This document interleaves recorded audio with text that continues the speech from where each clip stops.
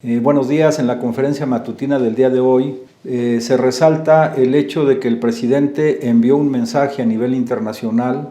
con motivo del foro Generación e Igualdad. Estuvo transmitiéndose tanto el mensaje del secretario general de la Organización de Naciones Unidas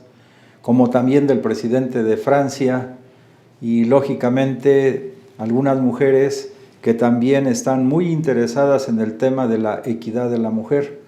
Vale la pena resaltar que en este aspecto el presidente de la República está, digamos que, ayudando a una tendencia universal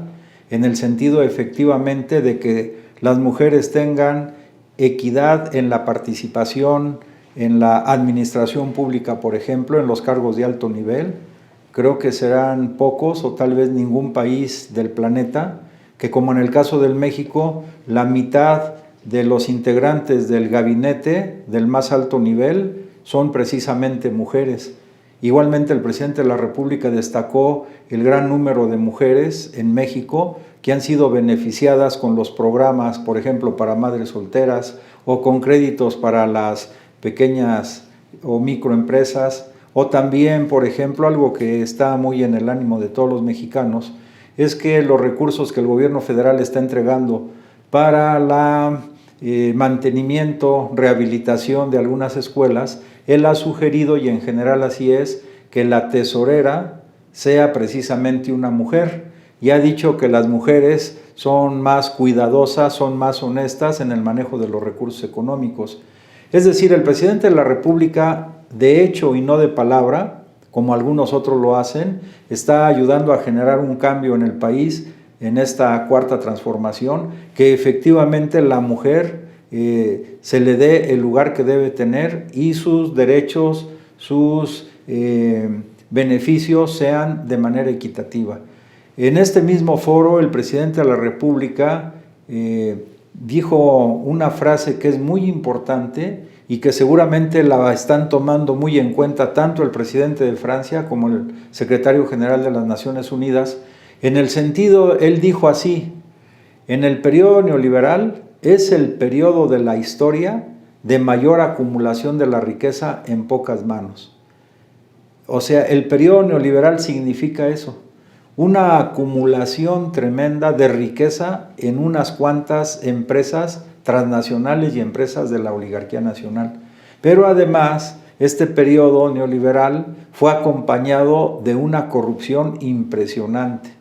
Ya sabemos que hasta el rey de España está siendo precisamente investigado por la forma corrupta en que manejó, digamos, la adquisición para algunas empresas españolas transnacionales de terrenos o de privilegios especiales en países particularmente de América Latina, no solamente en México, sino en varios países de América Latina. Otra empresa, digamos, líder en esto, pues fue la OHL, que eso incluso llegó a que uno de los presidentes de un país latinoamericano, me refiero a Perú, pues tomara la decisión de quitarse la vida. Y lo mismo pasó en Brasil y lo mismo en México y en todos lados prácticamente. Entonces, este periodo neoliberal es importante, repito, que en un foro mundial de esta naturaleza y ante la presencia de los personajes que mencionamos, el presidente de la República habla con mucha claridad, con mucha franqueza, y evidentemente, el gobierno mexicano pues está tomando medidas orientadas a corregir esa enorme desigualdad que se generó en el periodo neoliberal y sobre todo, pues evidentemente contra las mujeres y también contra los jóvenes, porque recordarán ustedes que aquí llegó a haber hasta 7 millones de jóvenes que ni estudiaban ni trabajaban. Y como lo dice el presidente, la única manera graciosa y el calificativo que mejor encontraron estos neoliberales es llamarlos ninis. Bueno, pues ahora el panorama es totalmente diferente. También en la conferencia de prensa del día de hoy se destaca el hecho de la política migratoria, de los planes, de los planteamientos, de los programas que está haciendo el gobierno que encabeza el presidente de la República, y dejó muy en claro, por ejemplo, que dada la disposición del presidente norteamericano Joe Biden en el sentido de dar un giro en el trato a los migrantes, México está insistiendo, desde que llegó el presidente de la República, López Obrador, a ese cargo, es más, desde antes, a través de los 50 lineamientos básicos para el proyecto alternativo de Nación para el País, está insistiendo de que debe resaltarse a primer plano la cooperación para el desarrollo. En las relaciones internacionales, él ha dicho claramente, nos apegamos al artículo 89 de la Constitución, es decir, no injerencia en los asuntos internos por parte de otros países. Número 2, defensa de la soberanía nacional. Y dentro de estos preceptos, uno en el que él ha insistido mucho es cooperación para el desarrollo. En este aspecto, el tema de la migración, que es un tema mundial, yo creo que se puede resolver de manera muy importante o dar pasos significativos si se aplica el proyecto que está planteando el licenciado López Obrador y que hoy mismo lo está planteando también al presidente de los Estados Unidos de Norteamérica. Por ejemplo, dijo él, en México se ha creado un programa que se llama Sembrando Vida y que su objetivo es sembrar en 1 millón de hectáreas árboles frutales y maderables, lo cual ayuda y va a ayudar mucho al medio ambiente, va a ayudar mucho también a la producción de alimentos o de maderas finas, pero sobre todo está creando fuentes de empleos muy importantes y lógicamente el tema en el campo, pues siempre la reforestación pues atrae el agua, se enriquecen los mantos acuíferos, etcétera, etcétera. Es un programa importante. Dice, en este programa, en el momento actual en México se está dando ocupación a 420,000 personas y nos estamos gastando anualmente, él dijo, 1,200 millones de dólares, 1,200 millones de dólares. Entonces él dice, si el gobierno norteamericano pudiera apoyar a este programa para los hermanos centroamericanos fundamentalmente y apoyara, por ejemplo, con 4,000 millones de dólares, que es casi 4 veces más lo que el gobierno mexicano gasta anualmente, se podrían crear para los hermanos centroamericanos alrededor de 1,600,000 empleos. Y eso haría, porque la experiencia mexicana lo muestra, que algunas personas que migran por necesidad económica, pues se mantuvieran en sus lugares. Y si se hace similar al de México, pues entonces quiere decir que se podrían reforestar hasta 4 millones de hectáreas. O sea, es un proyecto importantísimo, pero repito, no se utilizarían, como ha dicho el presidente, muros, no se utilizaría la fuerza, no se utilizarían helicópteros artillados, no se reprimiría a la gente, sino cambiaría la forma de tratar a los migrantes y también sentaría una base importantísima a nivel mundial. Porque como decimos, este problema de la migración, pues no solamente se vive en América, también se vive en Europa. Y ustedes saben que así como migran centroamericanos, latinoamericanos, mexicanos hacia Estados Unidos, en Europa el flujo migratorio es muy fuerte, sobre todo en los países de África, donde algunos desafortunadamente han regresado a la práctica del esclavismo, o algunos países de Asia que están envueltos en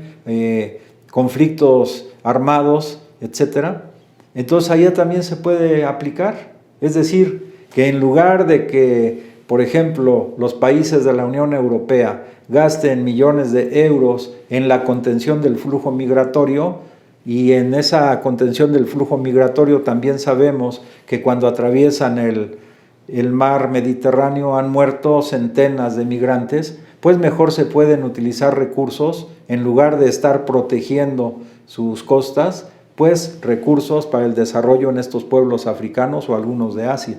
Entonces este proyecto que el presidente está planteando y que insiste mucho, nos ayudaría, no nada más, repito, al flujo que se da hacia los Estados Unidos de Norteamérica, sino a nivel internacional, a resolver un problema grave que se ha gestado, precisamente también por esa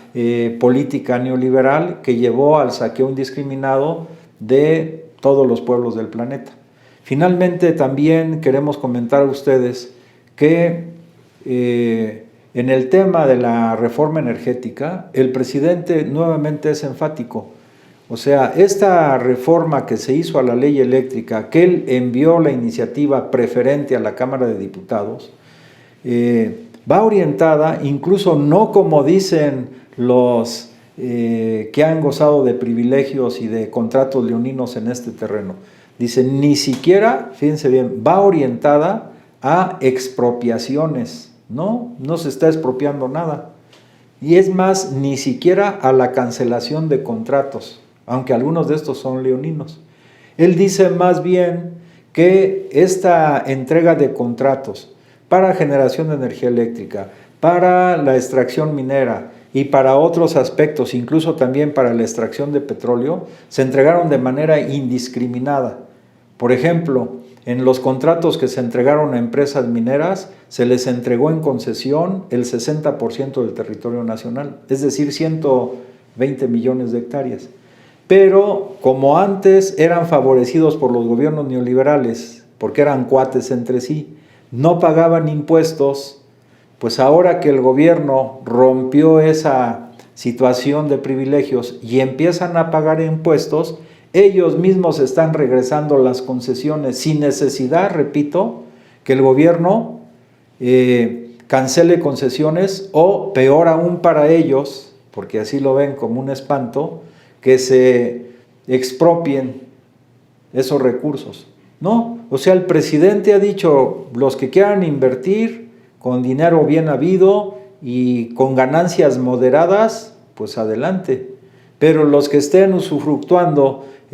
títulos de nobleza, entre comillas, o sea, privilegios especiales que se gestaron en el periodo neoliberal, pues esos, incluso moralmente, ya no pueden hacerlo en esta 4T. Entonces están regresando algunos de ellos las concesiones, porque al final de cuentas lo que hicieron no fue las promesas que decían que iba a aumentar para este tiempo la extracción de petróleo a más de 3 millones de barriles diarios, lo cual nunca fue así, o que iban a desarrollar un gran proyecto de inversión para la cuestión de la minería, tampoco fue así. Lo único que fueron especulaciones con los títulos o con las concesiones otorgadas por el gobierno, especular en las bolsas de valores, y entonces no hubo, en general, no hubo ni siquiera la llegada de capital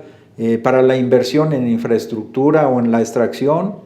no hubo tampoco la generación de empleos que habían prometido, no hubo tampoco la disminución del precio de los combustibles, nada de eso, todo fue ficticio, todo fue mentira. Lo único que hubo es una gran acumulación de riqueza en pocas manos y congruentemente con eso la extensión de la miseria, la angustia y la desesperación para millones de mexicanos. Entonces el presidente tiene muy clara la idea y lo expresó, y qué bueno que lo exprese, y eso va a tener repercusión internacional de lo que significó el periodo neoliberal para México y para todos los países del planeta. Que como lo dijimos la vez anterior y lo han dicho doctores en economía,